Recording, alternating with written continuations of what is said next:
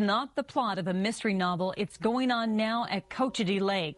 Dive teams inadvertently found the car yesterday. Investigators discovered what was inside when they pulled it up today. Divers on Cochiti Lake were looking for a pickup truck whose owner had reported that it accidentally rolled into the lake here 2 days ago. Well, they found that truck late today, but yesterday is when they found the Ford four-door sedan. The license plates had expired stickers of 2001, and the numbers matched the car of a missing persons case from 2001 in Albuquerque.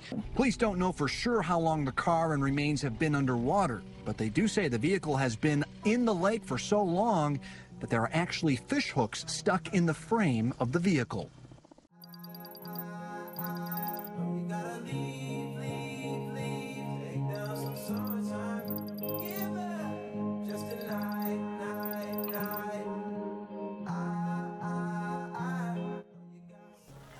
This is Cochiti Lake, New Mexico, present day, April 2026. So this was a fateful day, blessed day at the same time back in 2009. And my first visit back there since then, I realized the tug to tell the story is so compelling that I wanted to bring y'all along and give you the perspective from the two divers, myself and buddy Jake, that were on scene, what we went through, and hopes that this honors the memory of the little ones and the surviving family that were involved in this tragic story.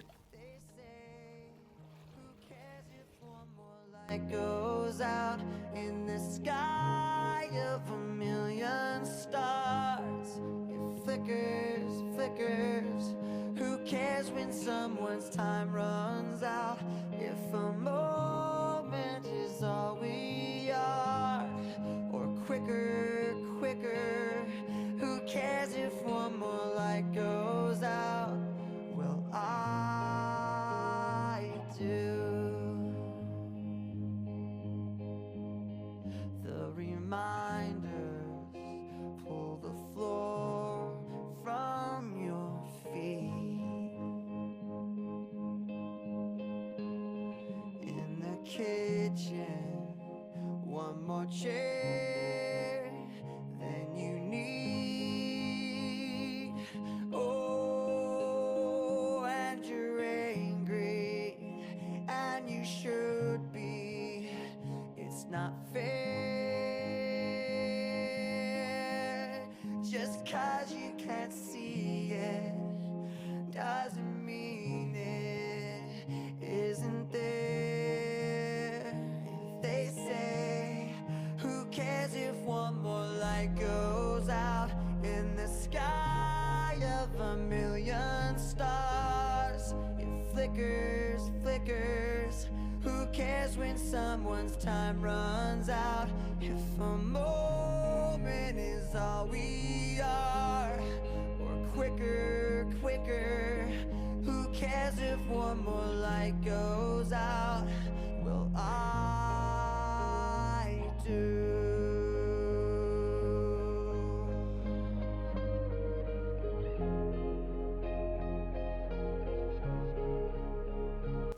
So I want to talk a little bit about what search and recovery diving is compared to recreational diving, where we always think of clear ocean water, good visibility at any depth.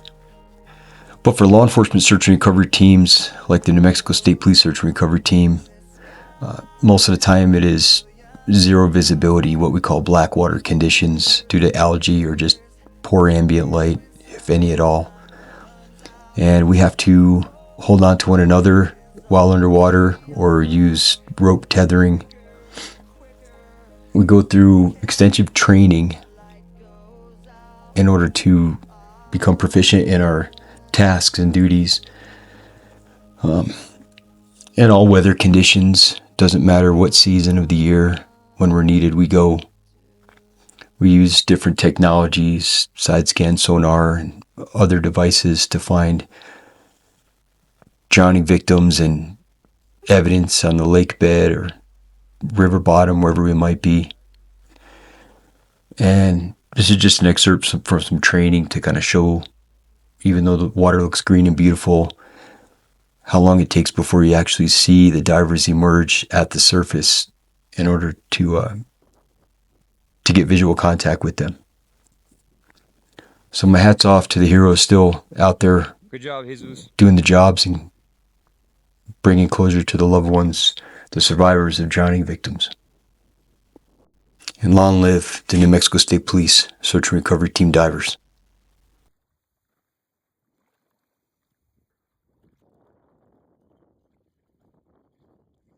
Good.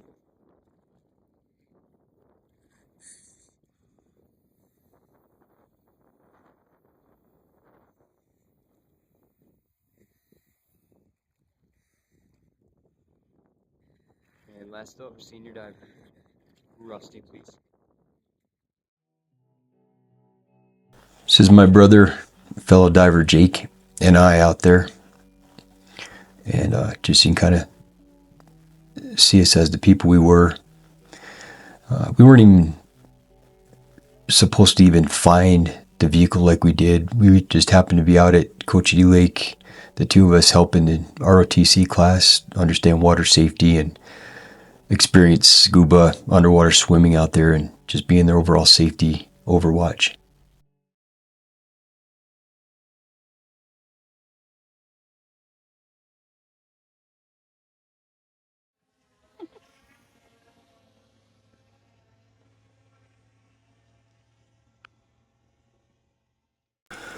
So as we take this flight over the Cochiti Lake, I'll tell you about back in 2009. After the day's activities with the ROTC, Jake and I were approached by U.S. Corps of Engineer personnel saying that a gentleman who collects driftwood on the Titia Peak side of the lake, which is what we're looking at now, he was collecting his driftwood and came back to his pickup truck, and the pickup truck was gone.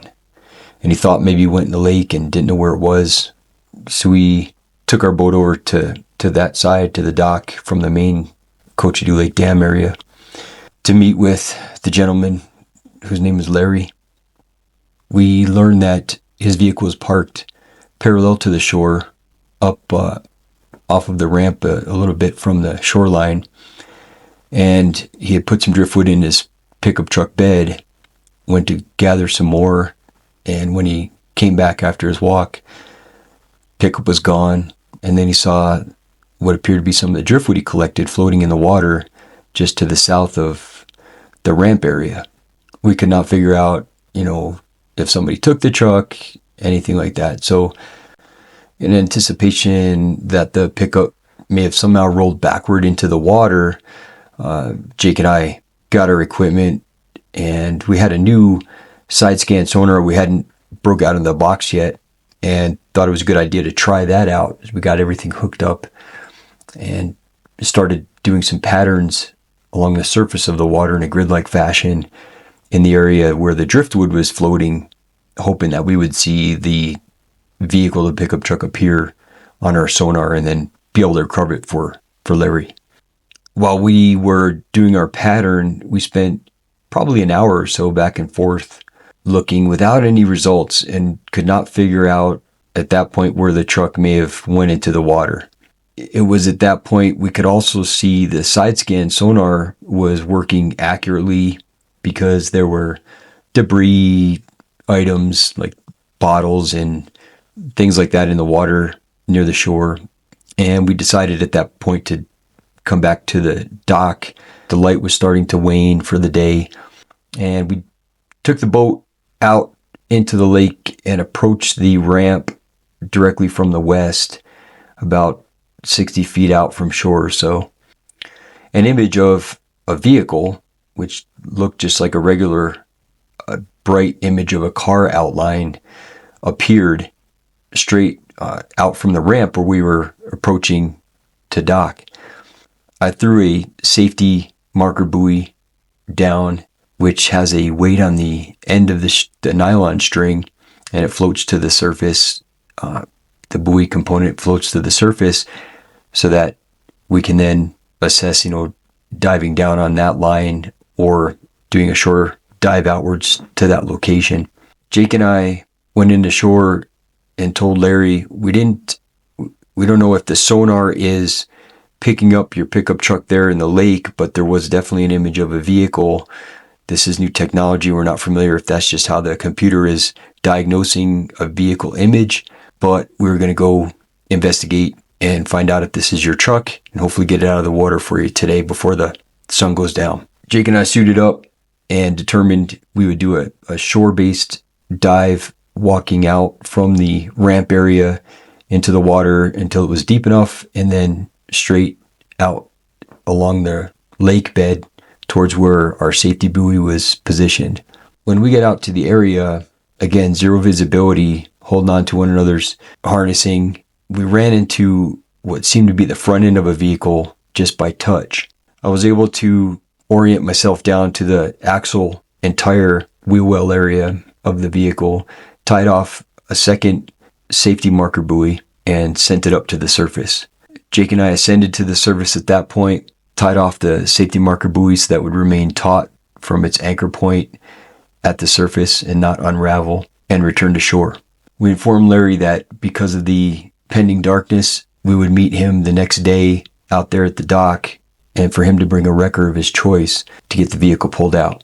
Fast forwarding to the trip home in our patrol unit, Jake and I started talking about the experience while we were underwater, and definitely felt the presence. And both of us kind of hesitant to talk about it, but we did both describe it was a feeling of the need for comforting, like an encompassing, enveloping feeling that we've experienced before and after this as well, and we're kind of familiar, but didn't know exactly what the purpose of that sensation was.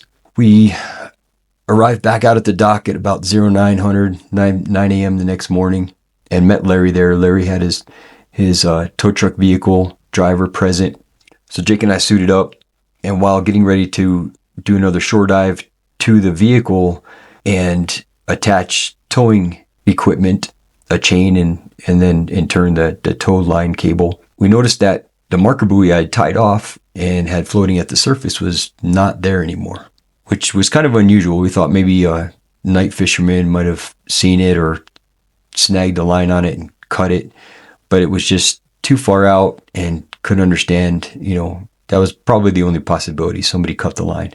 So we finished suiting up and conducting our pre-dive safety briefing, went out to locate the vehicle a second time, which we did. I tied off another marker buoy. We returned back to shore, grabbed a tow chain and had the tow line cable with us, did a surface swim out, dropped down on the safety marker buoy down to where the vehicle is located. I hooked up the tow chain to the same axle area of the vehicle, returned to the surface, and we attached the tow truck driver's tow line. From there, we gave visual cues for him to start spindling in the cable. Once it was taut, Jake and I swam away and returned to the shore. At this point, the tow truck driver started retrieving the vehicle out of the water, and just before the vehicle broke the surface of the water, instead of a red pickup truck like we were hoping for, it was apparent this was a white sedan-style vehicle covered in algae, and we noticed that the windows, 3 out of 4 of the windows of the car were down a few inches from being fully closed.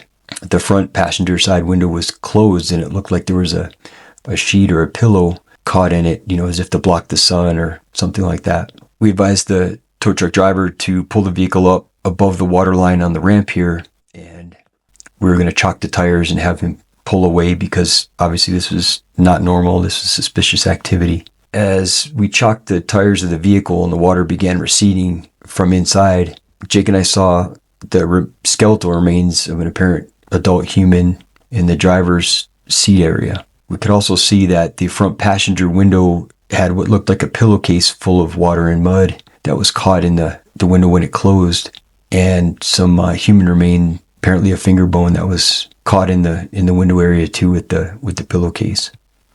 We also started seeing a second set of apparent human remains in the front passenger seat, and as the water continued to recede in the back seat, we could see on the passenger side a child car seat. The seat belts were still fastened in the car seat, and there was a little shirt for a little person what they would wear if they were in that car seat. We did notice some smaller person's remains in the water as it continued to recede out of the passenger side of the car.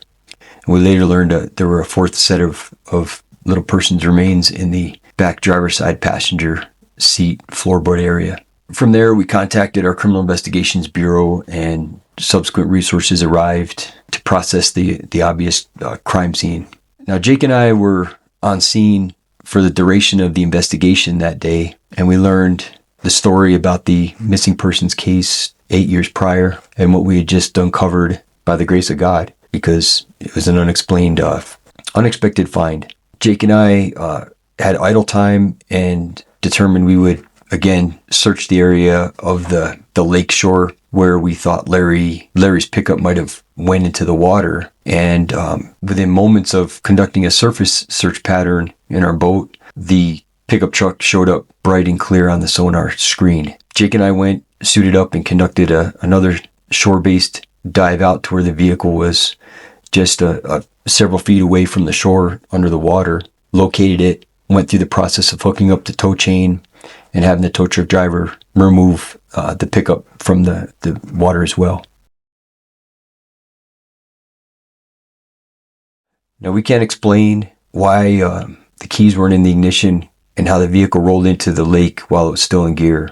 And we were just blessed to be the honored two that were out there that day. Now, let's fast forward about a year or so afterwards. My wife and I were Christmas shopping up in Santa Fe. And we happened to walk into this shop in Old Town, and it was full of Christmas stuff. I mean, you couldn't even see down the aisle just standing there. There's so much merchandise in there. And someone just told me to walk to the back corner of this shop. I went to the back corner of the shop, and I was all by myself. And this one little saint, Perfect San Pasquale, was sitting up on a top shelf, and I just reached up and grabbed it and walked up to the front. And as I walked up to the front, I turned it over so I could see the base of the saint for the artist. And it was Larry Jaquez, the artist that lost his pickup truck at Cochiti Lake 9 years before. The shop owners, when I asked them if they were familiar with the artist, immediately wanted to know how I knew Larry, and prompted their own version of Larry's story of what he encountered out there at Cochiti Lake with us. But I can tell you, this was a phenomenal story, and it's been it's been a faith-enhancing experience for everybody. And every time we go to Cochiti Lake now, that's what I see. And I think of those babies in the car. I know they're resting with the Lord. And to the family, just know that you're always in our thoughts, in our hearts. And if we could ever share the burden, shoulder to shoulder, and take away the grief to any extent, God bless. Who cares if one more light goes out in the sky of a million stars? It flickers, flickers. Who cares when someone's time runs out? If a moment is all we are, or quicker, quicker. Who cares if one more light goes